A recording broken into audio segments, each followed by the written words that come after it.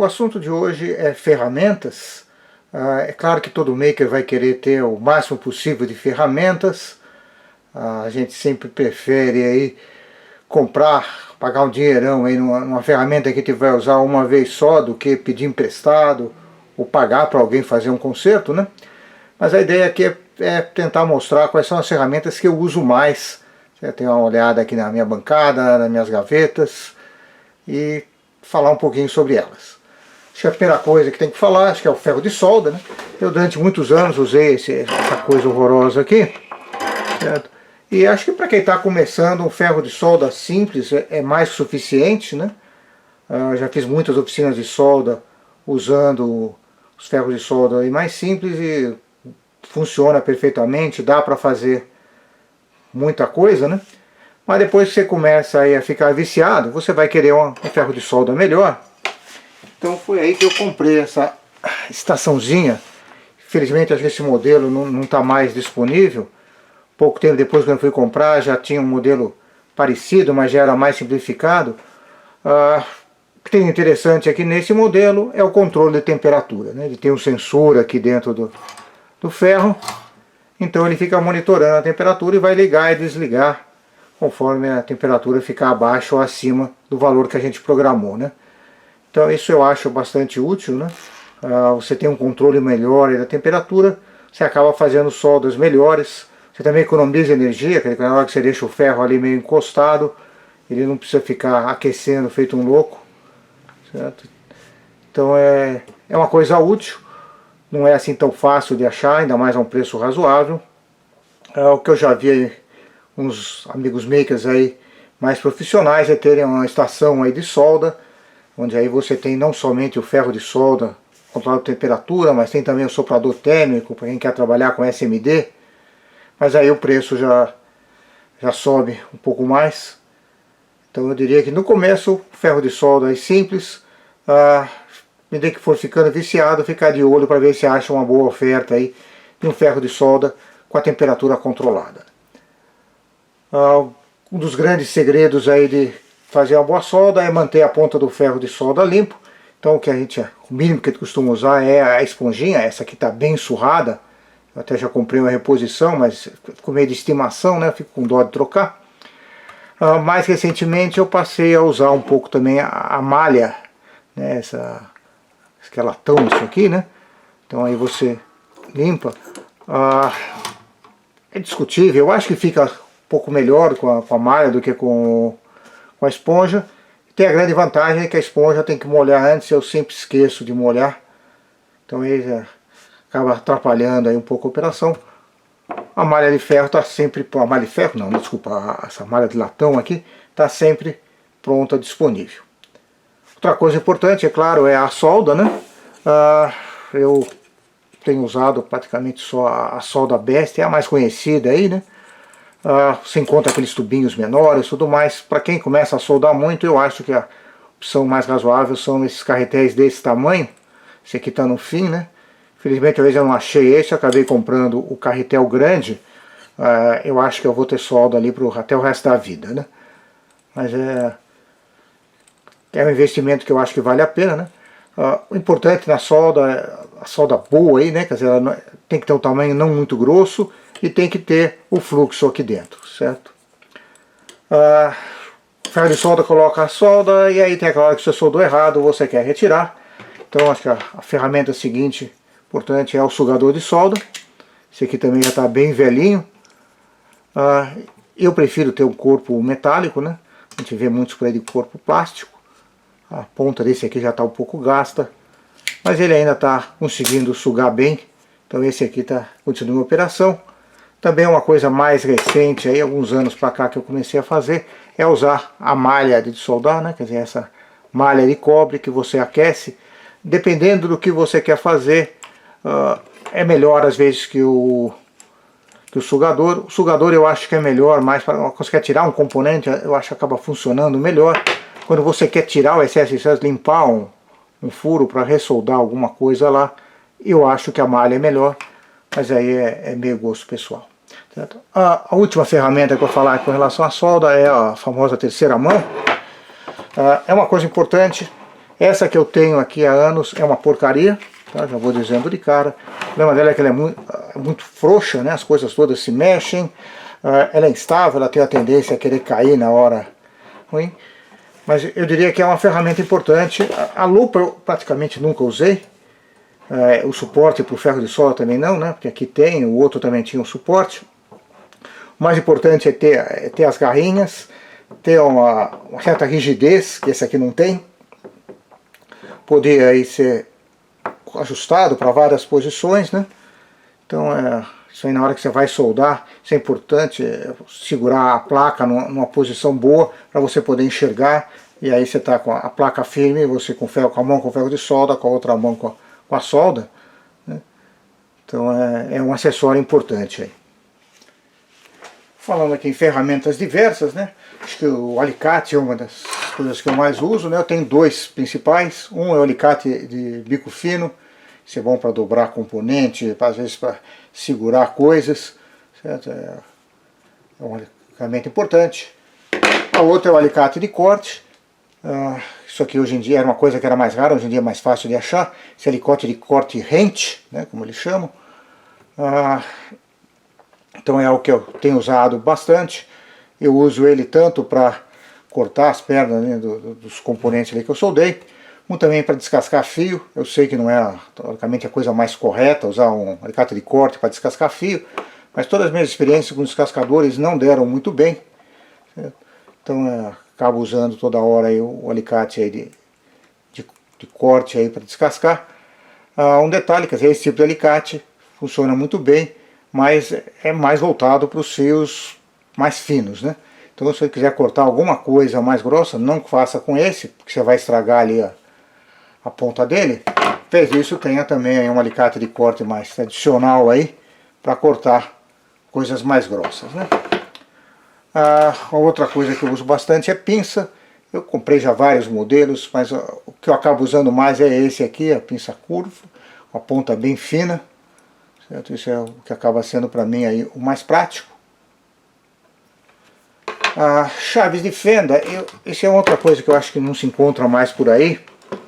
É um conjunto que, a primeira vez que eu vi, eu achei que era um brinquedo, não acreditei que fosse bom, mas depois com o uso eu realmente gostei. Isso aí eu vi foi no trabalho, aí acabei comprando um para mim também, certo? São chavinhas pequenas, então para coisas, tá? A marca é uma marca boa, né, Taurus. Ele, chavinha pequena para usar, e esse cabo pode não parecer, mas faz uma diferença imensa, né? Porque ele aumenta aqui o diâmetro aqui, com isso você acaba ganhando uma alavanca, né, um torque maior aqui. Então esse conjunto aqui acabou virando a minha chave de fenda mais comum de usar. Eu tenho outras aí, tanto chaves com formato comum, tenho aquelas chaves com pontinha de trocar, com catraca e tudo mais, mas esse aqui acaba sendo as chaves que eu uso mais. Fora que no dia a dia eu tenho, isso aqui acho que é uma lembrança da minha infância, tenho quase certeza disso, um joguinho de chave para criança, mas ela tem um tamanho bom. Tá aí sempre jogada aqui na gaveta, é a primeira opção na hora de mexer em alguma coisa com parafuso pequeno. Obviamente eletrônica a gente tem aí parafusos, as cabeças mais diversas, então no mínimo você tem que ter aí um conjunto aí de relojoeiro. Esse aqui não é dos melhores, esse aqui é chato porque ele tem metade, as maiores são do tipo Phillips e as menores são do tipo de fenda, né? Eu gostaria de ter chaves de fenda desse tipo um pouco maior, mas não lembro mais onde é que veio esse aqui, acabo usando no dia a dia aí para parafusos menores aí. Eu tenho também, não está aqui, mas é um conjunto daquela imenso de pontas e uma chave com ponta. Então isso para parafusos mais esquisitos é uma opção. Que mais que eu coloquei aqui? Pincel é sempre útil aí para você limpar as coisas. Foi bem escolhido ao acaso esse aqui. Outra coisa que a gente acaba usando é o estilete. Esse aqui é o modelo mais tradicional para coisas aí mais pesadas. Para algumas coisas mais delicadas eu tenho usado esse outro estilete aqui. Estilete aí mais de artista, digamos assim. Mas para coisas mais delicadas ele funciona melhor. É claro, em se tratando de maker a gente não pode esquecer de uma ferramenta importantíssima, que é a pistola de solda, né? Quebra-galho de tudo, a fixação universal, tudo mais. Essa aqui é uma que eu tenho já também há muito tempo. Funciona, mas ela tem alguns defeitos. Se algum dia ela pifar e eu for colocar, tem duas coisas que eu vou querer. Primeiro é que seja mais estável. Agora só porque eu falei ela ficou reta, mas ela tem uma tendência também muito grande a cair. Então eu preferi algo um pouco mais estável. E a segunda coisa, um modelo que eu vi uma vez que tinha um interruptor aqui, liga e desliga. Então ao invés de ter que desligar na tomada, você poder desligar aqui é uma coisa boa. Um LED para indicar que estivesse ligado não seria ruim não. Ok? Uma espécie de ferramenta que é importante para a eletrônica são as protoboards. Isso é uma coisa que quando eu comecei a brincar de eletrônica, tempo da minha infância e adolescência, isso é uma coisa bastante difícil de achar. Hoje em dia a gente acha bastante. A qualidade, diria que oscila um pouco, mas é difícil a gente saber só pela foto se é uma protoboard boa ou não. O mais comum, o que eu gosto mais é esse tipo de modelo, né? Eu gosto de ter aqui os azuis e vermelhos aqui para ajudar também a saber quem é o terra, quem é a alimentação e tudo mais. O outro modelo que a gente encontra por aí é esse modelo assim mais simples. Esse modelo normalmente tem um problema de que tem uma interrupção aqui no meio. Normalmente nessa protoboard, aqui na horizontal está todo mundo ligado, a outra horizontal tudo ligado. Depois a gente tem aqui as verticais separadas um lado e o outro, né? Mas nesse aqui, a horizontal ela é interrompida, aqui, né, que tem esses Ws. Então se você acaba tendo que colocar aqui uma ligação entre um e outro, né? Então esse é o modelo mais comum de ser usado, é talvez o mais prático. Eu tenho uma quantidade imensa de protoboards por dois motivos. Primeiro, porque eu tenho a mania de esquecer circuito montado na protoboard. Segundo, porque eu ocasionalmente faço aí algumas oficinas aí, então eu preciso de uma meia dúzia de protoboards. Um modelo que eu gosto também é o modelinho menor. Tá? Obviamente aqui não dá para fazer uma montagem muito grande, mas para montagens menores é algo que acaba sendo aí prático.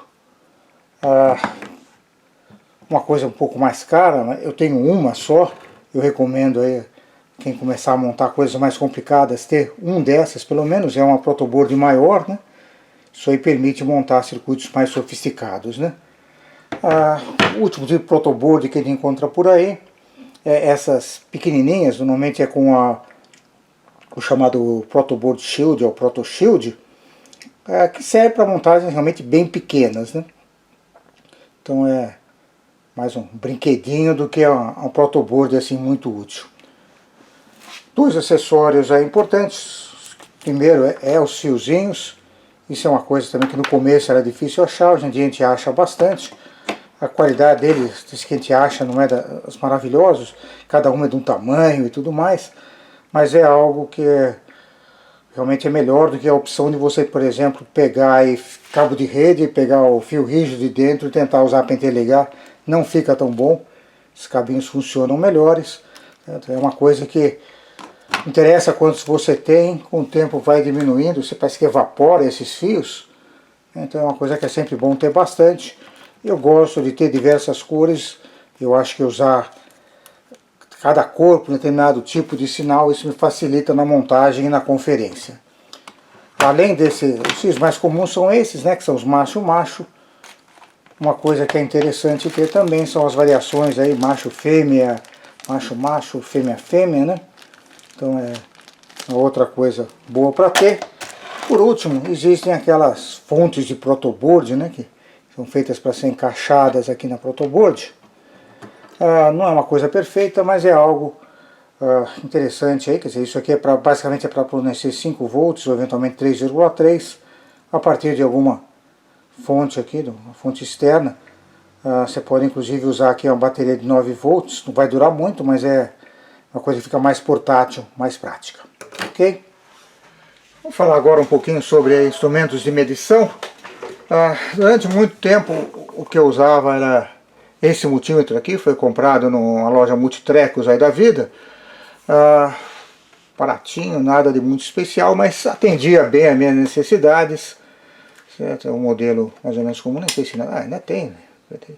Esse é daquele tipo chamado 3,5 dígitos, né? Porque ele tem 4 dígitos, mas o primeiro dígito só pode ser 0 ou 1, né? Ele tem as funções básicas, né? Tensão, contínua e alternada. Ele tem aí a parte de medir resistência e medir corrente.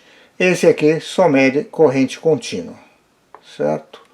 Então é um modelo simples, mas é o básico. É aquele, tem também aqui um testador de transistor, que eu nunca usei, tá?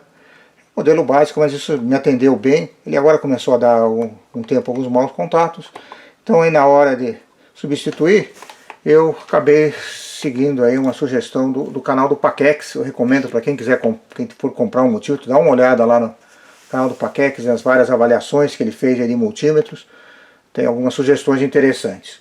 Eu acabei comprando esse multímetro aqui, que é pequeno, né? Você compara aí com esse outro, ele é menorzinho, tanto também na largura aqui, né? A outra diferença é esse aqui, vocês vendo que ele tem aqui várias posições aqui para escolher aí a faixa, né? Esse aqui é automático. Tem gente que não gosta, mas é uma coisa bastante prática, né? Primeiro simplifica aqui o controle, segundo que você não tem que, na hora que você está lá medindo, de repente é muito chato com o outro, de repente o sinal sai fora da escala, você tem que ir lá mudar, ou o sinal ficou muito baixo, você tem que virar para conseguir ler direito. Sendo o auto range, coisa melhor. Ele consegue também, tem aqui também a função de você escolher manualmente a faixa, mas eu nunca usei. Esse aqui é um modelo relativamente bom em quantidade de funções, né? Ele tem, além de medir tensão e resistência, certo? E corrente, sendo que corrente, esse aqui, eu acho que ele mede tanto contínua quanto alternada, se eu lembro direito. Ele tem aqui algumas facilidades a mais. Uma que eu gosto é a possibilidade de medir capacitância, certo? Ele tem também, bem limitada, uma capacidade de medir frequência.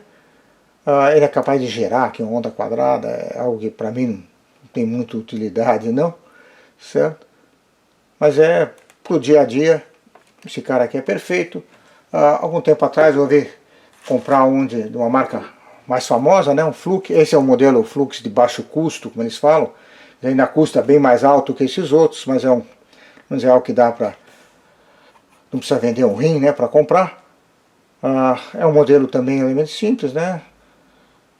Tensão, resistência, corrente, mede capacitor também. Um outro detalhe que tem, esse aqui não tem isso, mas esses dois aqui tem a parte do sinal sonoro, né, da teste de continuidade sonoro. É uma coisa bastante útil, embora para mim eu tenha um problema que a minha audição já foi comprometida aí pelas décadas de uso de fone de ouvido. Então esse aqui em particular eu acho que é um que eu tenho dificuldade de ouvir o bip. Esse aqui eu dei sorte, esse aqui eu consigo ouvir bem o bip, esse aqui eu já não ouço tão bem, certo? Uma coisa importante que eu acho na parte de multímetros é a gente ter aí dois conjuntos aí de cabos, né? O cabo mais tradicional é esse aqui, né? Que é muito bom para você fazer uma medida instantânea, né? Mas para ter outros usos, ter as garrinhas é uma coisa boa. Então não é difícil de achar e não custa caro ter um cabo adicional, né? Eu às vezes até uso misto, é muito comum às vezes a parte do terra eu usar a garrinha porque está presa no terra do circuito, e aí o outro lado eu vou lá medindo a tensão em vários pontos, né? O multímetro que cobre o básico aí de quem está começando, e mesmo aí de quem está fazendo muita coisa, mas o sonho de consumo que muita gente começa com eletrônica é ter um osciloscópio. Esse aqui é um modelo que eu comprei já faz alguns anos, é um modelo hoje já meio obsoleto, né? 25 MHz, hoje em dia você acha 50, acha 100, mas ele tem os recursos básicos aí, né? Tem aí 2 canais, digital, né? Como a gente chama. Ele tem aqui o display dele é uma tela, né? Todo o processamento dele aí dentro é digital. Tem a boca de recursos, quer dizer, uma coisa na hora, para quem for comprar o osciloscópio, tem que aprender um pouco a usar, né? Além do básico aí, entender coisas como trigger e tudo mais. Eu acabo não usando assim tanto o osciloscópio, mas tem alguns problemas que você só vai resolver vendo o osciloscópio. Quer dizer, você vê como é que a coisa se comporta no tempo. No fundo é isso, quer dizer, Um osciloscópio nada mais é do que um medidor de tensão aí, só que mostra a variação da tensão com o tempo, né? Então, hoje, quando eu comprei, os preços ainda eram altos, estavam baixando. Hoje em dia tem preços razoáveis, não é uma coisa assim super barata, mas é algo que você encontra. Existem algumas alternativas, aí tem uns osciloscópios de bolso, tem as coisas para você ligar no USB do micro, para ver no micro. Eu diria que não são assim tão bons quanto o osciloscópio, né? Esses de ligar no micro, teve uma vez que eu tive a experiência com um profissional, realmente era muito bom, mas o preço era mais alto do que desse osciloscópio, né? Enquanto que esses aí mais simples que a gente vê por aí, que são baratinhos, são realmente bem limitados, você não vai ter muita precisão, você não vai conseguir pegar sinais muito rápidos, ok? Então acho que essas são as minhas principais ferramentas, pelo menos são aquelas que eu costumo ter aqui em cima da bancada ou na gaveta, né? Certamente tenho muito mais ferramenta, mas a maioria é aquilo que eu falei, é coisa que eu comprei um dia para fazer alguma tarefa, ou porque eu vi em algum vídeo, ou na mão de alguém, achei bonito, gastei dinheiro, comprei, está lá tomando pó na gaveta. Ok? É isso.